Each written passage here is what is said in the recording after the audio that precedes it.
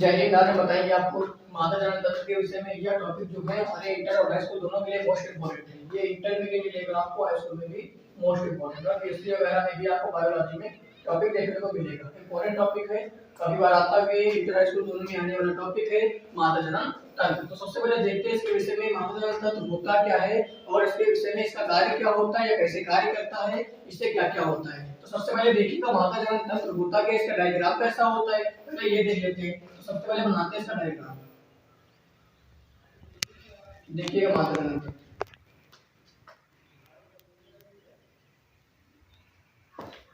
तो सबसे पहले इसमें क्या होता है कि अंडाशय होते, तो ये मादा जनन तंत्र है। इसमें सबसे पहले ये देखिएगा, ये जो यहाँ पे होता है अंडाशय, यहाँ पे इसको अंडाशय बोलते हैं। एक अंडाशय यहाँ पे होता है, एक अंडाशय यहाँ पे होता है। तो इसमें पूरे दो अंडाशय होते हैं। इसके पश्चात क्या होता है, इसमें ये आपको दिखाई दे रहा होगा, यहाँ से ये देखो, ये यहाँ से नीचे तक जो फैली हुई पाइप होती है, जो लाइन होती है, इसी को बोलते हैं फैलोपियन पाइप बोल सकते हैं, फैलोपियन नलिका बोल सकते हैं, ट्यूब बोल सकते हैं। इसको हम बोलते हैं फैलोपियन ट्यूब, इसको बोलते हैं फैलोपियन ट्यूब या फिर फैलोपियन ट्यूब को आप नलिका बोल सकते हैं, फैलोपियन नलिका। इसके बाद इसको आप लोग एफटी भी बोल सकते हैं, एफटी इसको कहा जा सकता है। एफटी का मतलब होता है फैलोपियन, टी का मतलब होता है ट्यूब, इसको एफटी भी कहा जा सकता है। इसके बाद आप देखिएगा जो ये है, इसमें बीच में यहाँ पे पाया जाता है गर्भाशय, यहाँ पे कुछ पाया जाता है गर्भाशय, यहाँ पे होता है गर्भाशय।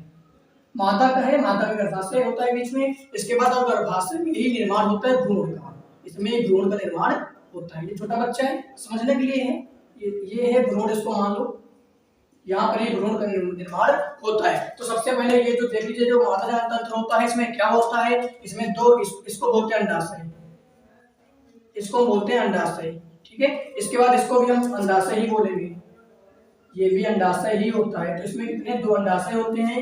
इसके पश्चात इसमें यहाँ पे होता है गर्भाशय, और गर्भाशय में ही भ्रूण का निर्माण होता है। इसके बाद आप देखिएगा इसमें और आगे क्रिया विधि क्या इसमें होती है। तो इसमें जो अंडाशय है, अंडाशय से ही यहाँ पे मादा अंडाणु निकलता है, यहाँ से आता है अंडाणु, और एक अंडाशय ये वाला है, यहाँ से भी निकलता है मादा अंडाणु। अब यहाँ से निकला अंडाणु, आपको पता है जो भ्रूण है उसका निर्माण कैसे होता है। वो भ्रूण जो है वो बनता है अंडाशय और शुक्राणु से, सॉरी अंडाणु और शुक्राणु से। तो यहाँ से अंडाणु गया, अंडाशय से अंडाणु गया, गर्भाशय तक पहुंचा। अब यहाँ पे होती है योनि, यहाँ पे योनि होती है, और योनि से जाता है शुक्राणु, यहाँ से जाता है मानव शुक्राणु। तो यहाँ से शुक्राणु गया और यहाँ से आ गया अंडाणु, दोनों आपस में मिल गए, निषेचन क्रिया हुई और यहाँ पे बन गया भ्रूण। यहीं पे निर्माण हो जाता है भ्रूण का। भ्रूण हम बोलते हैं वह बच्चा जो 9 मंथ से पहले होता है, उसको भ्रूण बोलते हैं। तो फिर इसके बाद देखिएगा इसको दोबारा से सही से। तो इसमें क्या होता है, इसमें एक जोड़ी अंडाशय होते हैं। एक जोड़ी का मतलब होता है दो, या फिर ये कह सकते हैं इसमें दो अंडाशय होते हैं। फिर इसके पश्चात लिखेंगे, इसमें अंडाशय से निकलकर फैली हुई जो नलिका होती है, देखो अंडाशय से निकली हुई है, ये देखिएगा यहाँ पे। फिर इसके बाद यहाँ से नीचे की ओर आ गई है, तो अंडाशय से निकलकर फैली हुई जो नलिका होती है, उस नलिका को हम बोलते हैं एफटी। एफटी का मतलब होता है फैलोपियन ट्यूब। फिर इसके बाद क्या होता है, इसमें फिर लिखेंगे कि जो अंडा, ये जो फैलोपियन ट्यूब होता है, इसको इसके बीच में यहाँ पे बोल सकते हैं इसको श्रोण गुहा, इसको यहाँ पे बोला जा सकता है श्रोण गुहा। फिर इसके पश्चात आप ये भी लिख सकते हैं इसमें कि इसके मध्य में, या फिर जो श्रोण गुहा होती है, इसके मध्य में ये दिखाई दे रहा है गर्भाशय, गर्भाशय पाया जाता है। इसमें भ्रूण का निर्माण होता है। गर्भाशय में क्या होता है, जो भ्रूण है, जो 9 मंथ से पहले का बच्चा है, उसका निर्माण गर्भाशय में ही होता है।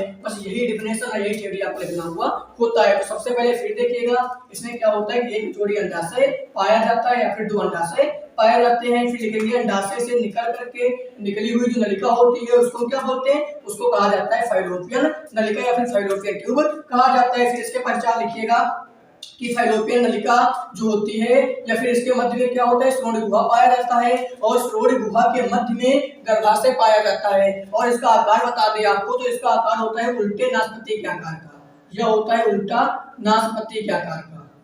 तो लिखेंगे एक उल्टा नाशपाती की आकृति होती है या फिर आकार का होता है, नाशपाती के आकार का, तो उसी को क्या बोलते हैं, इसी को गर्भाशय कहा जाता है, और इसमें भ्रूण का निर्माण होता है। बस, धन्यवाद।